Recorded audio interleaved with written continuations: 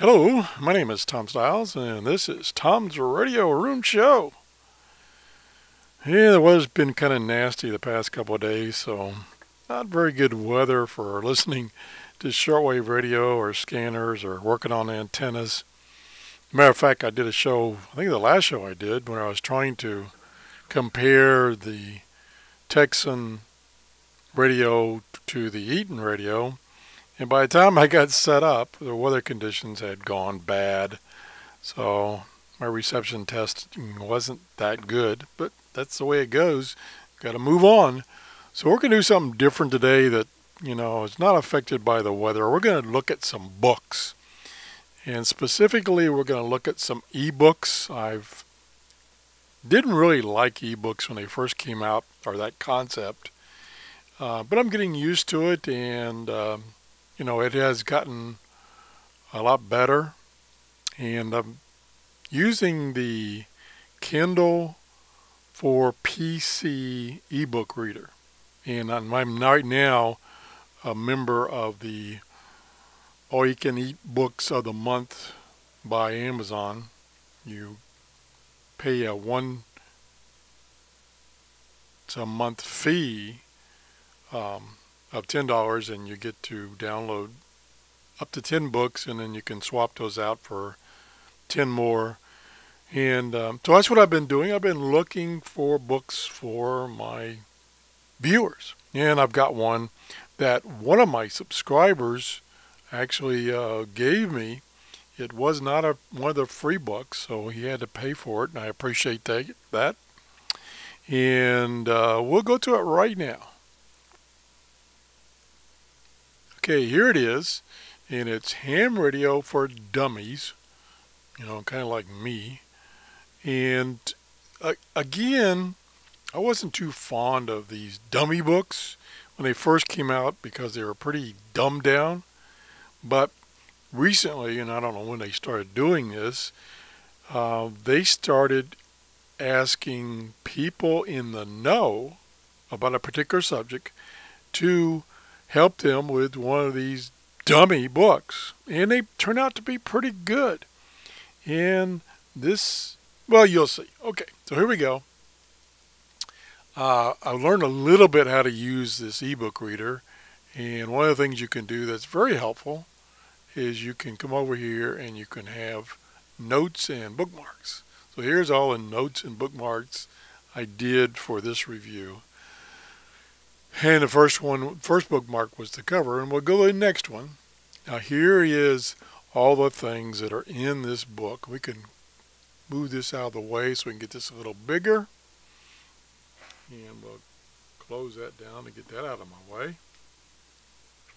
So we've got a lot of information in this book.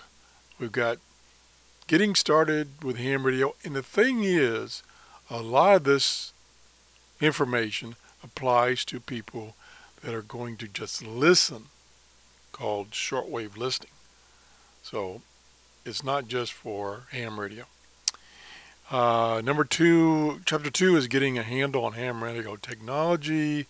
Number 3 is finding other hams, and so on. So you can see how there's a lot of subjects, a lot of information. So let's go to the next bookmark. I don't know if there's a shortcut key that I can go to the next bookmark or not, but I don't know. So anyway, here's chapter 1, and it's getting acquainted with ham radio. And it's kind of an overview of ham radio and the ins and outs of ham radio, which, like I say, a lot of this applies to just people who are listening, or people who are listening that are maybe getting interested in getting their ham license. So let's go to chapter 2. This is getting a handle on ham radio technology. Again, it applies to everyone. And here's a little bit about the spectrum, where things are. There's kind of a general basic station setup. A lot of good illustrations.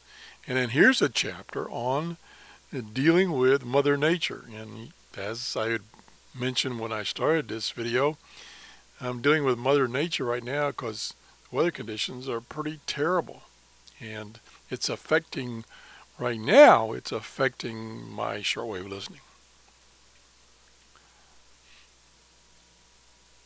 So they talk about ground wave propagation, skywave propagation, tropospheric propagation, aurora, meteor trails, all this stuff that can affect your listening.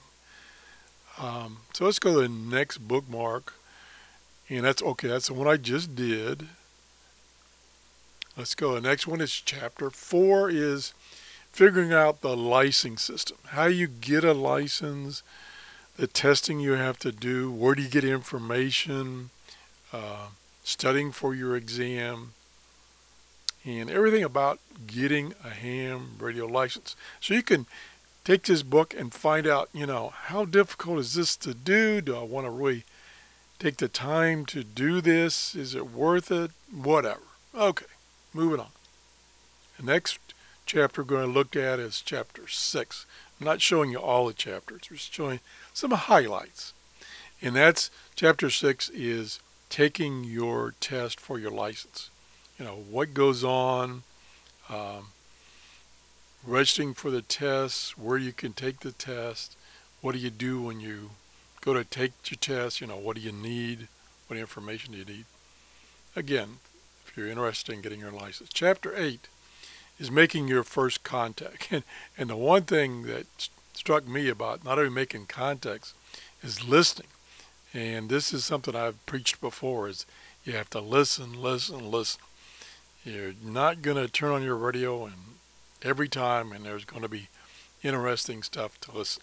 You got to just try it every night for a few minutes. The bands are dead. Go do something else. Okay. Let's look at my next highlight.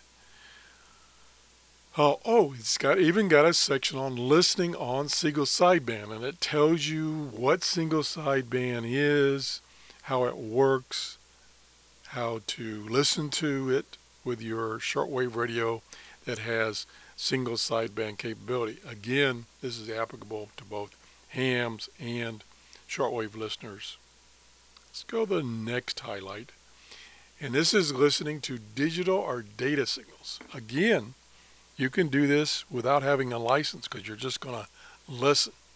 And to me, it's kind of exciting to hear this rather strange sounds coming out of your radio and then realizing there are free software packages can actually decode that information. And I think if we go down here, here's one of them that it shows, is this FL Digi program that will decode this digital data. And there's a lot of different formats that this data comes across on. The other nice thing about the ebook reader is they have links that will take you to a website with more information. So that's kind of cool about ebook. Now, this particular book originally came out in a paperback book. And this is one case where they took the entire book and put it in ebook format, and it's now available to review and read on your computer and have all the features that these ebook readers give you. For instance, if let's try a little thing here. I'm going to click on this PSK 31 and no definitions. It has a built-in Oxford Dictionary, and the built-in Oxford Dictionary doesn't know what that means. So we tried. Now you can also, I think, if you go down to here, you can do a Google search on that PSK 31. Let's just try it for the heck of it. See what happens. Is it going to open up? Yep, there it goes. Just taking a little while because I didn't have, and there's the search results for PSK 31. So here, let me close this down. So here in this book, you found something that you didn't know much about, and maybe the book is not providing enough information, but by using that feature of the ebook reader, it takes you directly to the internet and shows you the search results of that particular term. Now let's see if we can find something that might be in the dictionary. Let's see, is Morse code in the dictionary? Let's just highlight that. And yeah, code is a system of words, letters, figures, and other symbols substituted for words. Okay, so it didn't really have Morse code, but it had. Oh, let me go back now. We close that. Oops. And let's just try Morse. Apparently you can only pick one at a time. From the Latin Morris. Okay, that's not the Morris I was thinking of. There's full definitions. Morphic. No, I don't see the Morris I'm looking for. Okay. Now we have to figure out how to go back. Okay, geez. We'll use this. Oh, now what have I done? There we go. Just use the back arrow. That's pretty simple. Okay, let's go back and get our bookmarks again. And I don't know which one we were on. Oh, down here someplace. Oh, that's where we were. Okay. So let's go down. Let's see what the next thing was that I highlighted. Is, finding and using beacons, radio beacons. Now, I did one show on this where there's a little software package that will display when a beacon should be transmitting. And then you can tune your radio to that frequency that it should be that beacon should be transmitting on, and see if you're receiving it, and that gives you kind of an indication of whether conditions are good for reception of actual programming. So, talks about that. Talks about, yeah, it even has some links to a web page. Let me just try that link. What the heck? If I can crash this computer of mine. Okay, it's taking a few minutes to open my... Yeah, so here's a beacon transmission schedule. So this tells you when these beacons will actually transmit their signal and where they're located. There's also, like I say, there's programs that are free that will tell you this information too. Okay, let's close that down before we crash my computer. Let's go to the next one, which is chapter 9, which is about casual operating on the ham radio bands. Again, this is all the things that you can do when you get your ham license. Okay, let's go to chapter 10, operating with intent. That gets into emergency operations, emergency clubs, organizations you can join when you get your ham license, or even if you don't have your ham license. Again, you can be a listener, or you can do other things to help out in emergencies. Chapter 12 is getting on the air, what it takes to get on the air once you got your ham license. Here's some inexpensive cost breakdowns of what it takes to buy equipment, stuff like that. Example, radios, all kinds of stuff. So I got a bookmark here someplace. Yeah, here's a chapter or paragraph on SDR, software defined radios. There's an example. And this is Flex radio. Flex radios are really expensive, and as you've seen some of my other shows, you don't have to buy this expensive. I think like $1,500.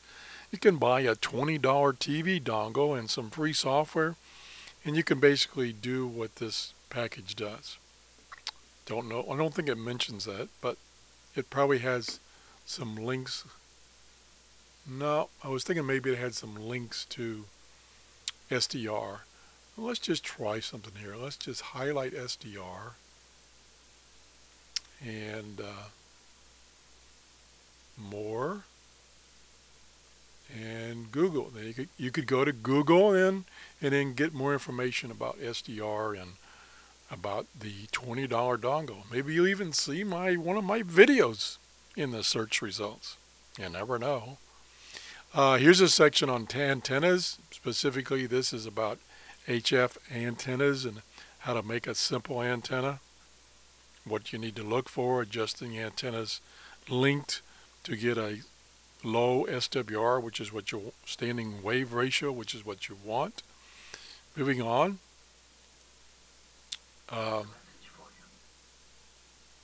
Here's some information about cables, their size, their loss, different types of cable, RG58, RG8.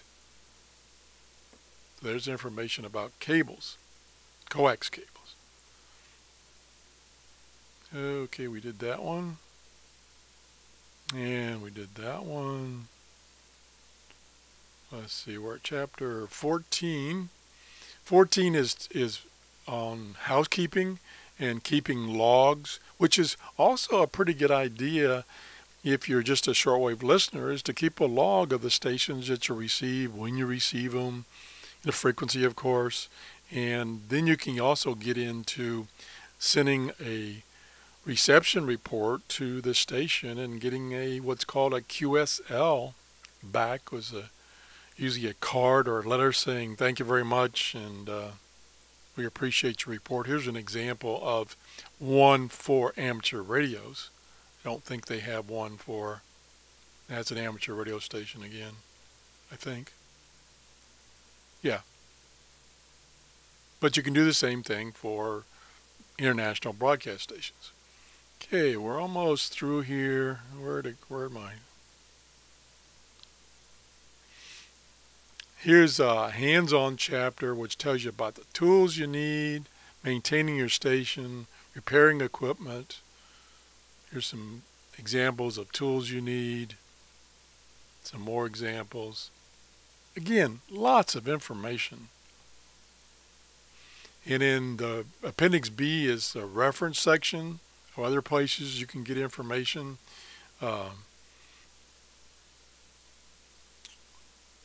Here's online programs. Doesn't list my YouTube channel. I'm crushed. Oh well. Yeah, well. Oh well. Okay, so that's the quick review of this book. We can go back here to this cover. This is Ham Radio for Dummies. It's, like I said, it comes in both a ebook version that I just showed you and a paperback version, or you might even find it at your library. So that's the review for today. If you enjoyed my show, please give me a thumbs up. I'd appreciate it. Also, if you like this show, share it. Share it on Facebook, Google+, whatever. There's a little button there, and you click on that, and it lets you share it. So thanks for watching. Have a happy new year, and we'll see you next year. Bye-bye.